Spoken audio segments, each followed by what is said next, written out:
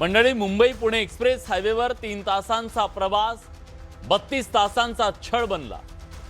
मुंबई पुणे 48 मिनिटात प्रवास होणार या हाय स्पीड स्वप्नाच्या घोषणेला एका टँकरच्या अपघाताने खाडकन जमिनीवर आणलं। महापूर आला म्हणून हे घडलं नाही, भूकंप झाला म्हणूनही नाही, कुठला दहशतवादी हल्ला झाला की युद्ध पेटलं म्हणूनही नाही। फक्त एक टँकर उलटला आणि 2 महानगर अक्षरशः तुटली। 32 तास सामान्य माणूस रस्त्यावर अडकून पडला। रुग्ण वेदनेत तडफडत होते, वयोवृद्ध औषधाशिवाय बसून होते, महिला टॉयलेटलाही लाज आणि असहाय्यतेत झगडत होत्या। लहान लहान जी मुलं आहेत ती तहानेनं भुकेनं रडत होती आणि वरून हेलिकॉप्टर गिरट्या घालत होती की पैसेवाल्यांना एअरलिफ्ट करायला, पण खाली सामान्य माणसासाठी काय? पाण्याची बाटली नव्हती, बिस्किटाचा पुडा नव्हता, एवढंच काय या छळातून मुक्तता कधी याची माहिती सुद्धा नव्हती। होती ती फक्त धूळ, उकाडा आणि असहाय्यता। देशाचं कोट्यवधी रुपयांचं इंधन रस्त्यावरती जळत होतं। अनेकांच्या फ्लाईट्स चुकल्या, कामं बुडाली, कारण व्यवस्था कासवाच्या पाठीवर बसून ढिम्म चालत होती। प्रश्न खूप साधा आहे मंडळी, एका अपघातग्रस्त टँकरला हटवायला 24 ते 32 तास लागणं हे अपयश नाही का हो? असेल तर ते कोणाचं आहे? मिसिंग लिंकची डेडलाईन वारंवार मिस होतीये, पण टोल वसुली मात्र कधीच मिस होत नाहीये। कमाल आहे ना? घाटात ट्रॅफिक जाम ही आता बातमी उरलेली नाहीये, ट्रॅफिक नाही हा चमत्कार वाटू लागलाय। अपघात झाला की आपण लगेच पोलिसांवर तुटून पडतो, पण खरंच दोष त्यांना द्यायला हवा का हो? कारण 40 अंश सेल्सिअस तापमानात सुद्धा उन्हात उभं राहून छोट्या साधनांसह अडकलेल्या माणसांना मदत करण्याचा त्यांनी त्यांच्या परीने प्रयत्न नक्की केला। समोर दिसतात म्हणून प्रत्येक वेळी त्यांना झोडपलं जातं, पण बाकी यंत्रणा काय? एसीत बसलेल्या धोरणकर्त्यांचं काय? एक्सप्रेस वेवर कोणती वाहतूक होते याची यंत्रणेला माहिती नव्हती का? हा पहिला अपघात नाहीये, तरीही यंत्रणा सज्ज का नव्हती? अपघात झाल्यावर पहिल्यांदा पोहोचण्याची जबाबदारी कोणाची होती? फक्त टोल वसूल करण्याची जबाबदारी आहे का? कोणी जबाबदारी स्वीकारणार आहे की नाही? श्रेय घ्यायला सगळे पुढे, फीत कापायला सगळे हजर, पण जबाबदारी घ्यायला काय? तेव्हा सगळे नॉटरीचे वर।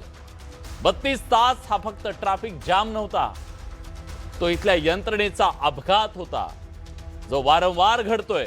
त्यातून यंत्रणा धडा घेणार आहे की नाही हा सवाल आज महाराष्ट्रातला सामान्य माणूस विचारतो। मंडळी, विचार करा, 1 मिनिटाचा सिग्नल 2 मिनिट झाला आणि तो 3 मिनिट झाला तर आपली काय अवस्था होते? विचार करा, 36 तास या माणसाने कसे घालवले असतील आणि कसे ते वेळ काढलेली असेल। आणि म्हणून या सगळ्यातनं काही गंभीर सवाल आज निर्माण झालेत, जे आज आपल्याला विचारायचे आहेत बडे मुद्देच्या माध्यमातून, आणि त्याची चर्चा सवाल आहे, 32 तासाच्या कोंडीनं यंत्रणेचं पितळ उघडं पडलेलं आहे का? आणि या सगळ्यांच्या मर्यादा सुद्धा समोर आलेल्या आहेत का? मुद्दा आहे, एक टँकर बाजूला करायला 24 ते 32 तास का लागतात? आज आपल्याकडे अशा यंत्रणा आहेत की म्हणजे यंत्र सुद्धा आहेत, यंत्रसामुग्री आहे की आपण एक टँकर सहज बाजूला करू शकतो, पण ते का झालं नाही? मग लोकांपर्यंत अन्न, पाणी, औषधं पोहोचवण्यात अपयश का आलं? केवळ यंत्रणा त्या टँकर काढण्यातच एवढी होती की तिथं जे हजारो लोक होते त्यांच्यापर्यंत बेसिक गोष्टी पोलिसांनी काही देण्याचा प्रयत्न केला त्यांच्या परीनं, पण सगळ्यांना नाही पोहोचू शकले ते। बाकी यंत्रणा कुठे होत्या? कोंडीमुळे सेवा मिळत नसताना टोलचे पैसे का घेतले गेले? सगळं मिस असतं, पण हे मिस होत नाही, हे कधीच चुकत नाहीत। कारण मग व्यवस्था नव्हती तर पैसे परत केले जाणार आहेत का? आता ते अर्ली वॉर्निंग देऊन ट्रॅफिक का वळवली नाही? जर तिथं अशी घटना घडलेली आहे तर तुम्ही जाणाऱ्या ज्या गाड्या आहेत त्या वेळीच थांबवून त्यांना डायव्हर्जन नसतं का दिलं, किंवा यू टर्न घेऊन पुन्हा जाता आलं नसतं का? आणि दुसरा पर्यायी मार्ग सुद्धा जाम का झाला त्याबद्दल सुद्धा आपल्याला जाणून घ्यायचं आहे। केमिकल टँकरसाठी वाहतुकीची स्वतंत्र नियमावली नाहीये का? या हायवेवरून कुठली वाहनं जातात याच्याबद्दलची माहिती नाहीये का प्रशासनाकडे, यंत्रणेकडे? आणि मग जगात पहिल्यांदाच असं काहीतरी घडल्यासारखं जे आज आव आणला जातो, खरंच असं आहे का? याच्या आधी सुद्धा अशी घटना घडली होती, धडा काय घेतला हा सवाल आहे. म्हणून आज आपल्याला या सगळ्याबद्दल सविस्तर चर्चा करायची आहे.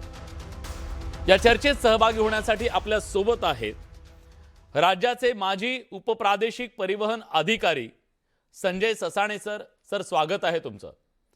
सरांचा या सगळ्या विषयातला अतिशय सखोल असा अभ्यास आहे आणि त्यांच्यासारख्या व्यक्तीकडून आज महाराष्ट्राला खरं तर खूप गोष्टी शिकण्यासारख्या आहेत. आपण त्यांना त्या विचारूया. आपल्यासोबत महाराष्ट्र रस्ते सुरक्षा परिषदेचे सदस्य तन्मय पेंडसे आहेत. गेली अनेक वर्ष तन्मय पेंडसे यांना आपण सातत्यानं मुंबई पुणे एक्सप्रेस हायवेच्या वरच्या सगळ्या प्रवाशांच्या सुरक्षिततेच्या संदर्भात झगडताना बघितलेलं आहे. तुमचं सुद्धा स्वागत आहे. माहिती अधिकार कार्यकर्ते विवेक वेलणकर आपल्या सोबत आहेत, जे माहितीच्या अधिकाराचं हत्यार वापरून सुरक्षेच्या संदर्भात ते आवाज उठवत असतात. सर, तुमचं स्वागत. आणि आपल्यासोबत दोन राजकीय भूमिका मांडण्यासाठी पाहुणे आहेत. आपल्यासोबत शिवसेनेचे सहमुख्य प्रवक्ते डॉक्टर राजू वाघमारे आणि काँग्रेसचे नेते प्रशांत जगताप हे आपल्याला पुण्याहून जोडले गेलेले आहेत. मी दोघांचे स्वागत करतो. पण चर्चेची सुरुवात मला करायची आहे ती म्हणजे संजय ससाणे सरांपासून. सर, जे अडकले असतील तिथं त्यांनाच त्यांची वेदना माहीत, त्यांनी काय भोगलेलं आहे. आपण फक्त त्याची कल्पना करू शकतो. जो डेटा येतोय, प्रतिक्रिया येते, या सगळ्यांना आपण बोलतोय. पण प्रश्न सगळ्यांना हा पडलेला आहे की एक टँकर बाजूला करण्यासाठी 32 ते 36 तासांचा कालावधी लागणं हे कुणाचं अपयश आहे? नमस्कार मंडळी. खरं म्हणजे डिझास्टर मॅनेजमेंटच्या अनुषंगाने केमिकल ट्रान्सपोर्टेशनसाठी ऑनलाईन आणि ऑफलाईन डिझास्टर मॅनेजमेंटच्या कमिट्या आहेत आणि यासोबत ज्या इंडियन केमिकल काउन्सिल आहे, जी सगळ्या रासायनिक उत्पादकांची अपेक्स बॉडी आहे, त्यांनी नायसर ग्लोब नावाची एक संस्था उभी केलेली आहे, ज्याच्यामध्ये अशा आपत्कालीन व्यवस्थेमध्ये इमर्जन्सी रिस्पॉन्स टीम ते पाठवू शकतात.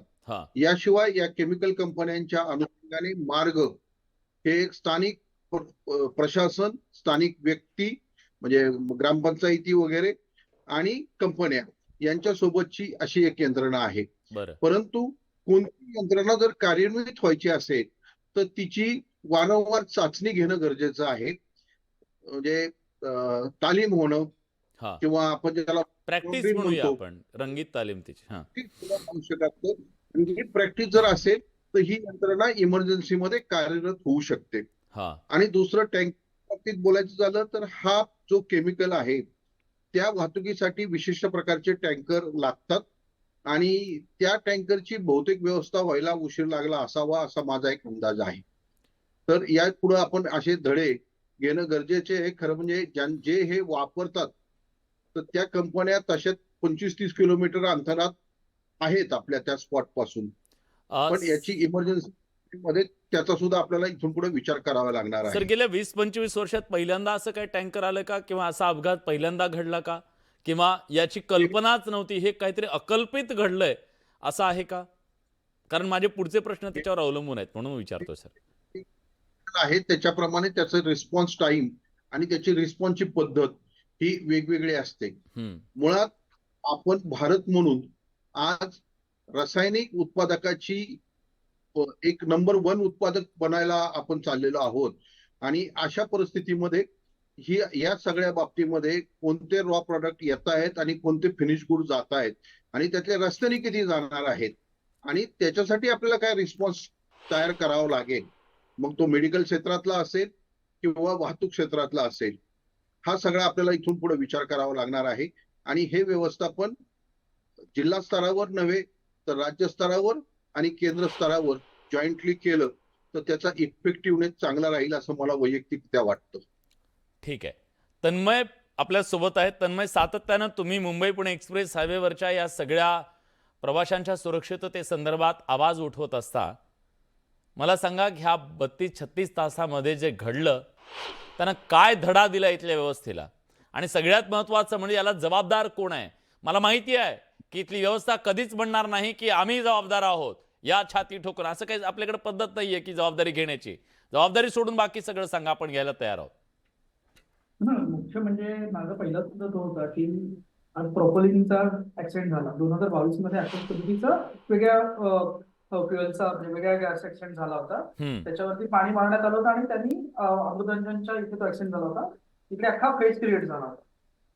तो थोड्या कालावधीमध्ये हलवला गेला. मला आता खूप स्ट्रॉंगली असं वाटत आहे की आपण खूप कॉन्फिडन्स मध्ये गेलो होता की नॉर्मल टँकर आहे, त्याला काही फार वेळ लागणार नाहीये, त्यामुळे पुढची कम्युनिकेशनची करायची गरज नाही. हा असा एक कुठे थोडासा अँगल होता का, हा एक माझा मूलभूत मला पडलेला एक प्रश्न आहे. आणि जेव्हा अशा प्रकारचे जेव्हा मुवमेंट असतात, म्हणजे जेव्हा अशा प्रकारचं फ्लेमेबल, कारण हा जो गॅस होता हा हायली फ्लेमेबल आहे. एकतर हा कलरलेस आहे, त्याचा ऑर्डर जो आहे म्हणजे जो सुवास आहे तो थोडासा गोड आहे. तो साधारणतः हीट मध्ये जर का एक्सपोजर झाला तर तो मोठ्या प्रमाणात फ्लेमेबल होतो. परत तो जर का फ्लेमेबल होत असेल तर किमान आयसोलेशन 1 किलोमीटरचं लागतं. स्पिल आउट झाला तर साधारणतः तो 350 ते 400 फूट त्याचा आयसोलेशन पिरियड म्हणजे आयसोलेशन तुम्हाला करायला लागतं. आता जेव्हा आदल्या दिवशी ऍक्सिडेंट झालाय, जेव्हा काहीच विजिबिलिटी नाहीये, म्हणजे मी असं धरतो की माहितीच नाहीये की कुठला गॅस आहे, पण निदान आपण ही विजिबिलिटी कम्प्युटर्सला देऊ शकलो असतो का? हे साधं बेसिक कम्युनिकेशन जर का झालं असतं, काय झालं असतं, एक दिवस कंपनीचा टोल बुडला असता, हरकत नाही. पण आज जो लोकांना मनस्ताप झालाय, म्हणजे तुम्ही आता जे मुद्दे मांडले की मोठ्या प्रमाणावरती आज किती फ्युएल कन्झ्युम झालाय, आज कार्बन फुटप्रिंट किती वाढला, बेसिक गोष्टी. वॉशरूम हा खूप महत्वाचा विषय आहे, खूप आपण त्याच्यावरती कॅज्युअली बोललो नाही, कोणीच कॅज्युअली बोललं नाही पाहिजे. महिलांना किती त्रास झाला असेल याची कल्पना आपण करायला हवी. अनेक पेशंट्स होते त्याच्यामध्ये, Patients होते. अनेक वृद्ध मंडळी होती, लहान मुलं होती, त्यांना दूध नाही मिळालं, त्यांना औषधं नाही मिळाली रुग्णांना. त्याच्यानंतर परत आता हा जो कोणी टँकर कॅरी करत होता त्याच्याकडे ट्रेन होतं का? ट्रेन म्हणजे ट्रान्सपोर्ट इमर्जन्सी कार्ड म्हणतात. त्याच्यानंतर ड्रायव्हरचं ट्रेनिंग बिहेवियर मध्ये काही होतं का? आता व्हेकल सेफ्टी इक्विपमेंट जी असतात, म्हणजे ज्याच्यामध्ये स्पार्क अरेस्टर्स असतील, फायर एक्सटिंग्विशर असेल, अर्थिंग स्ट्रिप्स असतील, या सगळ्या गोष्टी इन्व्हॉल्व होत्या का? त्याच्यानंतर ड्रायव्हरची स्वतःची डिझास्टर मॅनेजमेंटची तयारी होती की जेव्हा हे ट्रेन केलं जातं की जेव्हा असं जर का स्पिल आउट झाला तर ड्रायव्हरचं बिहेवियर काय पाहिजे, ड्रायव्हरनी काय वागलं पाहिजे, इमर्जन्सी रिस्पॉन्स प्लॅन काय असला पाहिजे. कंटिंजन्सी प्लॅन हा कोणाकडेच नव्हता. आणि हा खूप कॅज्युअल अप्रोच होता की थोड्या वेळात आपण हा हे वेगळा करू. पण माझा मुद्दा तोच आहे, जर आपण प्रॉपर कम्युनिकेशन झालं असतं, जर का सोशल मीडियाच्या माध्यमातून, इलेक्ट्रॉनिक मीडिया, प्रिंट मीडिया या माध्यमातून जर का लोकांपर्यंत पोहोचलं असतं, तर अगदी 100% नाही पण निदान 15% जरी ट्रॅफिक कमी झालं असतं तरी लोकांना जो होणारा त्रास आहे तो कमी झाला असता. लोकांच्या फ्लाईट मिस झाल्या म्हणजे थोडक्यात आर्थिक त्रास झाला त्यांना, पेशंट्स होते त्यांना शारीरिक त्रास, मानसिक त्रास. आज पोलिसांनी सुद्धा त्यांच्या लेवलला डेफिनेटली एफर्ट घेतले, कारण मी 10 वर्ष HSP बरोबर काम करतोय. आज त्यांनी पाण्याच्या बाटल्या, त्यांनी आज बिस्किट पोहोचवण्याचा त्यांच्या पद्धतीने प्रयत्न केला, पण याची अकाउंटेबिलिटी कोण घेणार आहे? पॉलिसी मेकर्सला हे कळत का नाहीये? 2022 ला जेव्हा असा इन्सिडेंट होतो त्याच्यानंतर आपण कुठलाही धडा घेत नाही. म्हणजे हा त्याच्यावरचा मुद्दाच नाही की प्रोपोलिनचा पहिल्यांदाच झालाय, तर प्रोपोलिन हायली फ्लेमेबल माहितीये तुम्हाला. मग आपल्यासाठी त्याच्यासाठी इक्विप टीम का नाहीये, आपल्याकडे इन हाऊस टीम का नाहीये? प्रत्येक वेळेस बऱ्यापैकी बाहेरच मागवायला लागतं ना. आणि त्याच्यात सगळ्या याच्यामध्ये परत टोल पण आहे.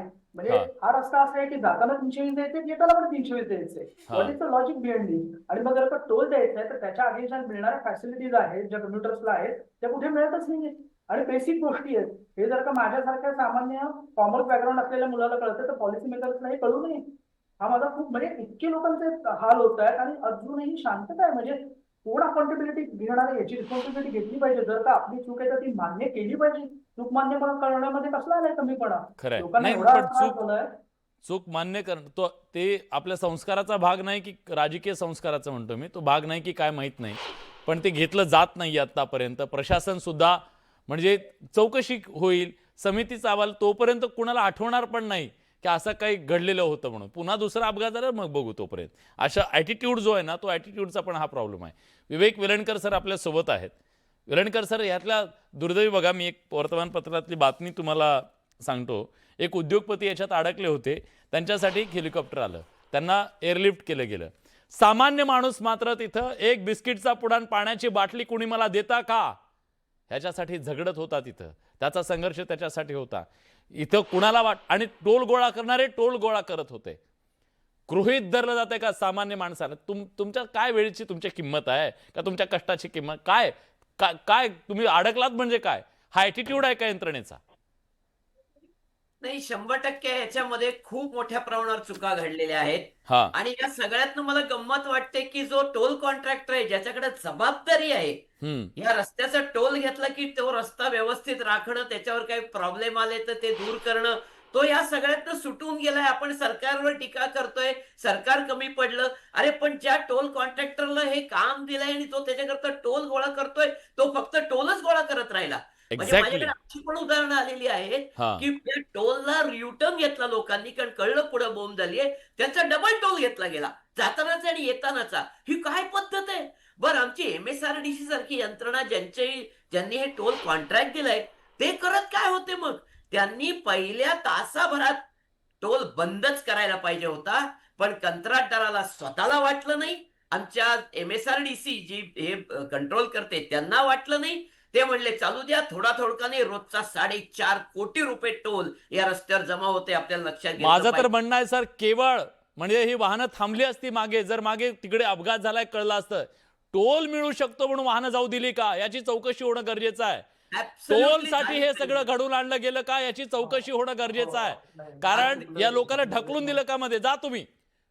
आपल्याकडे तर क्विक रिस्पॉन्स टीम आहे, काही मिळत कळू शकतं की पुढे अपघात झालेला आहे, मग वाहनं का थांबवले, डेपोतून वाहनं का सोडली गेली, बसेस का सोडल्या गेल्या, हे पुढे घडलंय हे माहीत असताना सुद्धा. म्हणूनच मला प्रश्न त्याच्याबद्दलचा विचारायचा आहे. पण प्रशांत जगताप आपल्या सोबत आहेत. प्रशांतजी, आपण जसं टीका करतोय तो आपला अधिकार आहे टीका करण्याच्या बद्दल, पण माझ्या सहकार्याने मी PCR ला विनंती करतो की एक दृश्य आहे, पोलिसांचं दृश्य आहे, आपण ते पण दाखवूया. खरं तर पोलिसांनी सुद्धा या सगळ्यामध्ये त्यांच्याकडे जे काही साधनं आहेत त्या साधनांच्या मदतीनं लोकांना मदत करण्याचं पोलिसांनी खूप चांगलं मोठं काम केलेलं आहे. जे चांगलं आहे, योग्य केलं त्याला आपण चांगलं म्हणूया. पण काय होतं, प्रत्येक वेळेस पोलीस समोर दिसतात, हेच सगळ्या गोष्टींना जबाबदार आहेत, अशा प्रकारची भावना जनमानसात असते. पण असं नाहीये, याच्या मागे खूप मोठी यंत्रणा काम करत असते, त्यांची ती जबाबदारी होती इथे येऊन हे सगळं करण्याची. तर पोलिसांनी जे चांगलं काम केलं त्यांचं आपण कौतुक करूया. कारण जिथं 26 तास 32 तास 36 तास माणसं अशी अडकून पडलेली असतील, त्या माणसांसाठी एक पाण्याची बॉटल आणि एक बिस्किटचा पुडा लेकरासाठी जीव वाचवणारा असतो. त्यामुळे या पोलिसांचं आपण निश्चितपणे कौतुक केलं पाहिजे. पण जे चुकले त्यांच्यावर टीका करू. प्रशांत जगताप आपल्या सोबत आहेत. प्रशांतजी, हा जो केऑस निर्माण झाला, हे काही युद्ध परिस्थिती निर्माण झाली होती म्हणून घडलं का? 32 तास 2 शहरं बंद, त्यांचा संपर्क बंद, हे काही प्रचंड मोठा महापूर आला म्हणून घडलं का? नाही. एक टँकर 2 शहरांना 32 तास तोडतो, याला काय म्हणायचं? याच्यातले 3 महत्वाचे मुद्दे या ठिकाणी समोर आलेले आहेत. एक तर म्हणजे या निमित्ताने भारतीय अर्थव्यवस्थेची अब्रूची लक्तर या ठिकाणी जगाच्या वेशीवर टाकली गेली. हा मुद्दा काय पुणे, मुंबई किंवा देशातल्या इतर राज्यांपुरता मर्यादित राहिला नाही, तर जगाने हा तमाशा पाहिला. त्याच्यामुळं श्री नरेंद्रजी मोदी असतील किंवा बाकीचे कोणी नेते असतील, जे आमची भारतीय अर्थव्यवस्था ही जगातली 3ऱ्या क्रमांकाची अर्थव्यवस्था आहे, अशा प्रकारचे जे ढोल वाजवत आहेत, तो त्या ढोलाची पानं या ठिकाणी फुटलेली आहेत. त्याच्यामुळे ज्या मुंबईच्या जीवावर या देशाची आर्थिक महाव्यवस्था म्हणजे आर्थिक महासत्ता ही जगातील 3 नंबरची आहे, त्या मुंबईच्या बाउंड्रीवरून फक्त 50 किलोमीटरच्या अंतरावर एक टँकर उलटा झाला आणि तो 32 तास हटवता आल्यामुळं या महामार्गावरच्या ट्रॅफिकमुळं जगामध्ये जी आपली बेआबरू झाली, त्याच्यातून आता ह्या सरकारचे म्हणजे राज्य सरकारचे आणि केंद्र सरकारचे डोळे उघडणार आहेत का नाही, ही या निमित्ताने या ठिकाणी आम्हाला शंका वाटते. दुसरा भाग असा आहे की 99 साली या इकडून महामार्गाचं उद्घाटन झालं. 15 वर्ष टोल आकारण्यात येणार होता. माननीय देवेंद्रजी फडणवीस यांच्या पहिल्याच टर्ममध्ये याचं टोलचं कंत्राट संपलं होतं. त्याच्यानंतर सुद्धा ते आज चालू आहे. मग फक्त टोल हा फक्त पैसे कमवण्यासाठी की राजकीय मंडळींना आणि कॉन्ट्रॅक्टरची घरं भरण्यासाठी आहेत का खरंच या ठिकाणी या राज्यातल्या या देशातल्या या शहरांमधल्या नागरिकांना चांगली व्यवस्था द्यायची याच्यासाठी आहे का? याचं आत्मचिंतन आता सामान्य नागरिक तर करतीलच, पण राज्याने केंद्र सरकार करणार आहे का नाही, हा एक प्रश्न आहे. तिसरा महत्वाचा जो विषय होता की एवढा जो टोल नाका दर महिन्याला साधारणतः शेकडो कोटी रुपये पैसे कमवून देतो कॉन्ट्रॅक्टरला, त्या ठिकाणी कुठेही अशा प्रकारची अडचण आल्यानंतर चांगल्या क्रेन्स नाहीयेत, अँब्युलन्स नाहीयेत, पर्यायी व्यवस्था नाहीत, मग आपण यांना टोल चार्जेस आकारण्याकरता का मुभा देतोय, हा प्रश्न चिन्ह निर्माण करणार आहे. आणि त्याच्या पलीकडे जाऊन राज्य सरकार किंवा संबंधित टोल नाक्यात जी कंपनी आहे त्यांना या ठिकाणी अशा प्रकारची व्यवस्था होती की पुण्याची ट्रॅफिक कामिनी घाट मार्गे कोकणातून मुंबईला पोहोचवायची आणि पलीकडच्या बाजूला माळशेज घाटातून या ठिकाणी कर्जत मार्गे परत मुंबईला हलवायची. असं असताना सुद्धा फक्त टोल नाक्याला म्हणजे टोल कंपनीला पैसे मिळावेत म्हणून जे काय 32 तास हजारो लोकांचे हाल करण्यात आले. त्या ठिकाणी त्यांचे खाण्यापिण्याचे मान्य करण्यात आले. खूप साऱ्या लोकांच्या फ्लाईट्स त्या ठिकाणी गेल्या आणि त्याचबरोबर अनेक गर्भवती महिला पेशंटचे जे काय हाल झाले त्या निमित्ताने गाड्या सुद्धा खराब झाल्या, अनेक गाड्या खराब झाल्यात. अगदी हा. त्या निमित्ताने या आपण राज्याची आबरूची लक्तर ही या ठिकाणी या राज्याच्या नाही तर देशाच्या आणि जगाच्या इकडून सगळ्या बाजारामध्ये ती या ठिकाणी चांगली गेली. हे मला असं वाटतं की महाराष्ट्राचा या देशाचा नागरिक म्हणून माझ्यासारख्याला याचं वाईट वाटतंय. याच्यानंतर सुद्धा राज्य सरकार किंवा केंद्र सरकार झोपेतून जागा होणार का नाही हा प्रश्न सामान्य पुणेकर किंवा सामान्य मुंबईकर आणि महाराष्ट्राचा प्रत्येक नागरिक हा देवेंद्रजी फडणवीस आणि नरेंद्र मोदींना या ठिकाणी हा प्रश्न विचारू ठीक आहे. इच्छित आहे. डॉक्टर राजू वाघमारे आपल्या सोबत आहे. डॉक्टर, प्रत्येक गोष्ट काय सरकारने तिथं जाऊनच करायला पाहिजे असं नाही. इथं सरकारी यंत्रणा आहे, त्या यंत्रणेची जबाबदारी आहे. ज्या टोलवाल्यांना टोल घेण्याची तत्परता कळते पण अपघात झाल्याच्या नंतर तिथं तत्पर राहून ते बाजूला करणं हे जमत नाही. एवढे तास तिथं जाऊन टोल वसुली करायचं कळतं पण तो टँकर काढण्याच्यासाठी पहिली जबाबदारी कोणाची हो? आणि तुम्ही ती जबाबदारी निश्चित करणार आहात का? जे दोषी असतील त्यांच्यावर सरकार म्हणून कारवाई होणार आहे की नाहीये, की आम्ही फक्त बघत बसायचं? काय म्हणजे सगळ्यात प्रथम म्हणजे की या संपूर्ण कालावधीत ज्या लोकांचे हाल झाले, बाया मामांचे हाल झाले, मुलाचे हाल झाले त्याच्याबद्दल आला शब्दही कमी पडत आणि आता येत नाही त्याबद्दल सरकार आम्ही पूर्णपणे दिल्ली वेळ करतो त्याच्यावर वाद राहिला प्रश्न की जो टँकर पूर्ण झाला तो टँकर प्रॉफिट या पूर्णपणे या नव्याने भला हा पूर्णपणे इतकाच वर्षी लागलेला की आग लागली तर एक लोकांपर्यंत डॉक्टर साहेब माफ करा, तुमचा आवाज आमच्यापर्यंत नीट पोहोचत नाही. पुन्हा तुम्हाला कनेक्ट करण्याला मी सांगतो आमच्या टीमला आणि तुमच्याकडे येतो मी लगेच. विवेक विवेकजी ते म्हणतात दिलगिरी व्यक्त करतो. प्रश्न त्यांच्या दिलगिरीचा नाहीये ना. प्रश्न ज्यांची जबाबदारी आहे त्या जबाबदारी निश्चित होणार आहे की नाही हा आहे. जबाबदारी निश्चित तेवढीच नाही, अजून एका गोष्टीत पण झाली पाहिजे. दुर्दैवाने हा मुद्दा यातनं निसटून जातोय. ते म्हणजे या पर्टिक्युलर स्ट्रेचमध्ये अनेक वेळा हे प्रॉब्लेम रोजच तास 2 तासचे ट्रॅफिक जाम होतात, अगदी मध्यरात्री सुद्धा होतात. म्हणून 2019 साली मोठी घोषणा केली गेली की 13.3 किलोमीटरचा आम्ही मिसिंग लिंक तयार करतोय. त्याची मुदत होती 2022. मध्ये करोना आला म्हणून ती मुदत 2 वर्ष वाढवली. 2024 संपला, 25 संपला, 26 सुद्धा 1.5 महिना संपलाय. आता ते असं म्हणतायत की 1 मे 2026 हा प्रोजेक्ट पूर्ण होईल. मला सांगावं अतिशय वाईट वाटतंय की 13.5 किलोमीटर त्याच्यामध्ये फक्त 2 टनेल आणि 2 ब्रिज हे बांधायला आम्हाला 4 वर्ष पुरली नाहीत. इथे मला आठवतोय का 1990 ते 1998 या 8 वर्षामध्ये या सह्याद्रीच्या टेरेनमध्ये कोकण रेल्वे 740 किलोमीटर 2000 त्यांनी पूल बांधले आणि 90 बोगदे बांधले. हे जर 30 वर्षापूर्वी यंत्रणा आमची तेवढी सक्षम नसताना जर होऊ शकलं तर याचा अर्थ हे होऊ शकतं, पण तेवढी इच्छाशक्ती पाहिजे. आणि तो मिसिंग लिंकचा प्रोजेक्ट केवळ झाला नाही म्हणून ही घटना आज आपल्याला एवढे सहन करायला लागले. 6,500 कोटीचा हा प्रोजेक्ट ही आमच्याच खिशातने गेलेत आणि गेल्या 32 तासात कमीत कमी त्यापेक्षा दुप्पट पैसे त्या रस्त्यावर अडकलेल्या लोकांचे, त्यांचा वेळ, त्यांचे श्रम, त्यांचं इंधन आणि त्यांचा पैसा याच्यात वाया गेलेत. ह्याची जबाबदारी कोण घेणार हा खरा प्रश्न आहे. निश्चितच हा प्रश्न आहे आणि या प्रश्नाबद्दल सुद्धा आपण बोलूया. पण एक गोष्ट सातत्यानं बोलली जाते, मला ते ससाणे सरांना विचारायचं आहे. सर, जेव्हा अशा प्रकारचे अपघात होतात एक्सप्रेस हायवेवरती मोठ्या प्रमाणात जी वाहनं जातात त्या वाहनांची जी संख्या आहे त्या संख्येचं नियमन असेल किंवा त्या साधारणपणे जे अवजड वाहनं आहेत त्यांची एक वेगळी लेन आहे. ती लेन तर ते कधी पाळताना दिसत नाहीयेत. म्हणजे आपण कार ज्या फर्स्ट लेननं घेऊन जाण्याचा प्रयत्न करतो तेव्हा ट्रक तिथं असतात. दुसरं, वेळेची मर्यादा सुद्धा या सगळ्या संदर्भात असायला हवी का? गेल्या काही दिवसात तर अशी चर्चा आहे, म्हणजे दिसतंय, मी सातत्यानं प्रवास करतो त्या रोडवरून, की ट्रॅफिक नाही आज घाटामध्ये हा चमत्कार वाटावा अशी परिस्थिती आहे. ही परिस्थिती का निर्माण होतीये?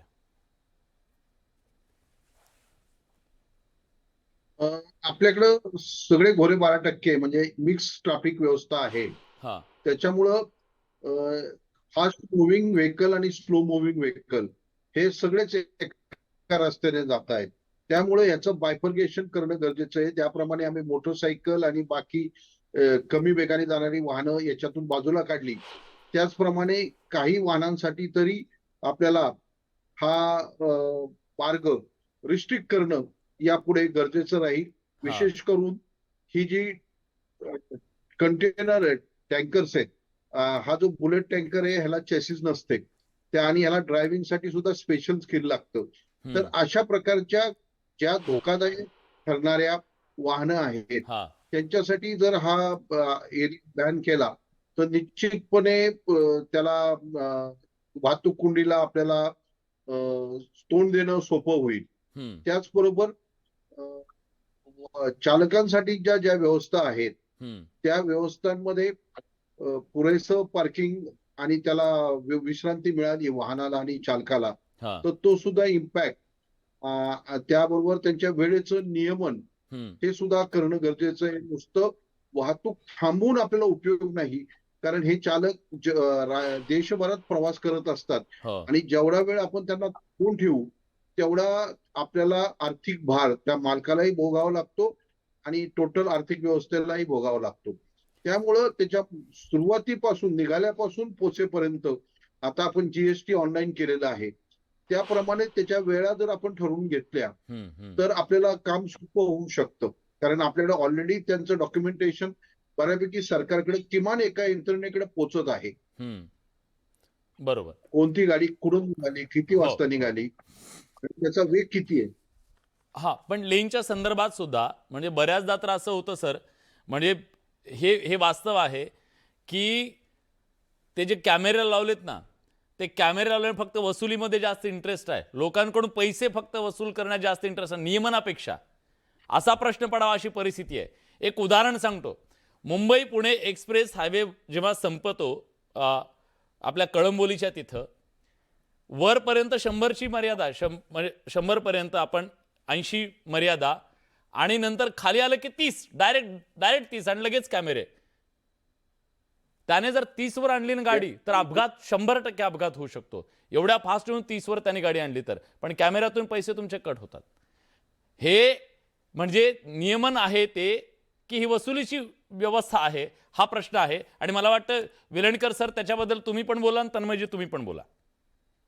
नाही, मुळातच हे सगळीकडेच आहे की त्या वाहतुकीचं नियमन म्हणजे असं तुम्ही जसं म्हणलात तरी अनेकदा हे रात्रीचं हे दृश्य दिसतंच की एक्सप्रेसवेला मुंबईकडून पुण्याकडे येताना तिन्ही लेनमधनं 15च्या स्पीडला ट्रक असतात आणि छोटी वाहनं अक्षरशः नागमोडी फिरत त्यातनं जातात.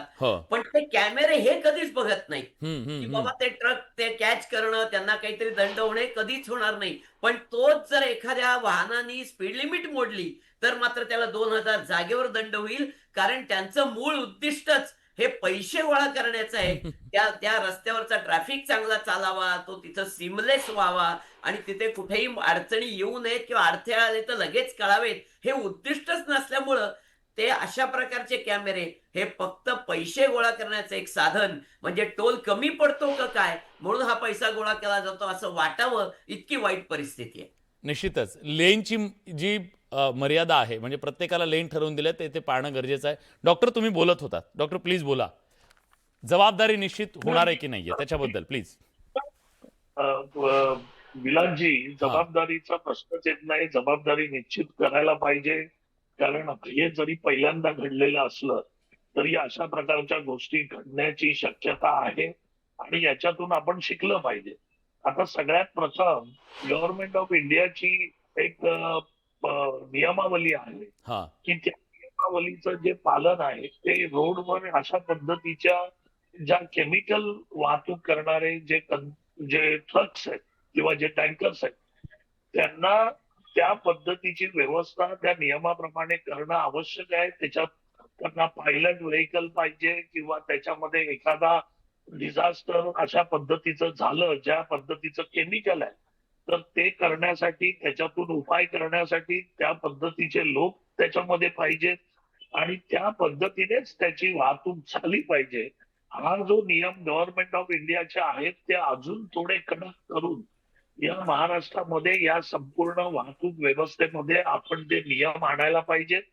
कारण ज्यावेळी पायलट व्हेकल असेल, ज्यावेळी त्यांच्या बरोबर त्या केमिकलला हँडल करणारी व्यक्ती असेल आणि त्या व्यक्तीला ते माहित असेल की याच्याबद्दल कशा पद्धतीने आपण काम करायला पाहिजे. टोलवाल्यांना सांगणार का तुम्ही सर? नाही, हे टोलचं नाही. हे कसं आहे की ज्या केमिकल कंपन्या ही वाहतूक करतात, तर ज्या केमिकल कंपन्याकडून हा ट्रक जातो आणि ज्याच्याकडे पोहोचतो त्या दोघांनी ती व्यवस्था करणं अपेक्षित आहे. आणि ती व्यवस्था आपण या रस्त्यावर करून घेतली पाहिजे.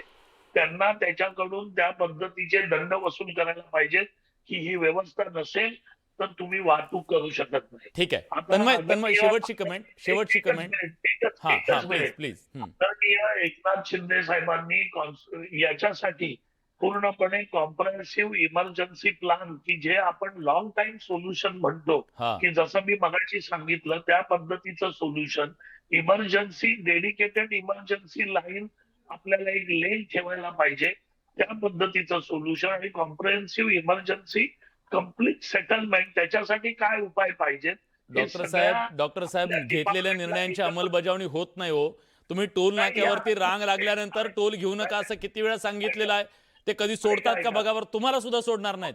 तुम्ही सत्ताधारी आहेत ना, तुम्ही जाऊन बघा तुम्हाला सोडतात का ते. विलासजी, तुम्ही जे म्हणताय ते मी अजिबात नाकारत नाही आहे. हेच आता कशा पद्धतीने आपल्याला इम्प्लिमेंट करायचंय ते आपण सगळ्यांनी इम्प्लिमेंट करणार आहोत. साहेबांनी त्याच्यामध्ये निर्णय घेतलाय. MSRDCच्या लोकांशी बोलणं केलेलं आहे. सगळ्या डिपार्टमेंटला एकत्र बोलवून कॉम्प्रेहेन्सिव्ह इमर्जन्सी प्लॅन साहेबांनी डिसाईड करायला सांगितलेलं आहे. आणि मी जे मगाशी सांगितलं की कन्सायनी आणि कन्सायनर यांच्याकडून पण आपण ती व्यवस्था या संपूर्ण रोडवर, सगळ्या प्रत्येक रोडवर कशी वापरता येईल त्या पद्धतीचा प्रयत्न आपण पूर्णपणे करणार आहोत. आणि त्या पद्धतीने त्याचं कामकाज आपण सुरू केलेलं आहे आणि याच्यातून आपल्याला नक्कीच यश मिळेल. निश्चित करा सर. कारण मुंबई पुणे एक्सप्रेस हायवेवरून प्रवास करणाऱ्या प्रवाशांच्या पोटात गोळा येतोय. घाटात काय वाढून ठेवलं आपल्या पुढे माहित नाही. कधी कुठला ट्रक अडकेल आणि कधी आपल्याला अडकून पडावं लागेल ही भीती असेल तर कसला एक्सप्रेस हायवे हा प्रश्न सामान्यांच्या मनात आहे. आणि जे भोगलं सामान्य माणसांनी या काळामध्ये ते पुन्हा त्यांच्यावरती वेळ येऊ नये. कारण आपण 48 मिनिटामध्ये पुण्याला जायचे स्वप्न दाखवत असताना 36 तास जर लोकांना अडवत असू ना तर हे अतिशय गंभीर आहे. त्यामुळे या सगळ्या यंत्रणांनी कान उघडून धडा घेण्याची आणि कानाला खडा लावण्याची गरज आहे. आशा करूया पुढच्या काळात काहीतरी ठोस उपाययोजना होतील आणि त्या उपाययोजनांची अंमलबजावणी होईल. या चर्चेत आपण सगळेजण सहभागी झालात, भूमिका मांडली, त्याबद्दल तुमच्या सगळ्यांचे मनापासून आभार व्यक्त करतो. पण प्रेक्षकांना काय वाटतंय? बडे मुद्द्याच्या माध्यमातून जेव्हा आपण प्रश्न विचारला की 32 तासाच्या कोंडीने यंत्रणेचं पितळ उघडं पडलंय का, बघा 94% लोकांना वाटतंय होय त्यांचं पितळ उघडं पडलंय, 6% लोकांना नाही असं वाटतंय. आता उघडं पडल्यावर त्या संदर्भात उपाययोजना करणं गरजेचं आहे. यासोबत बडे मुद्द्याच्या चर्चेत आज आपण इथेच थांबतो. धन्यवाद.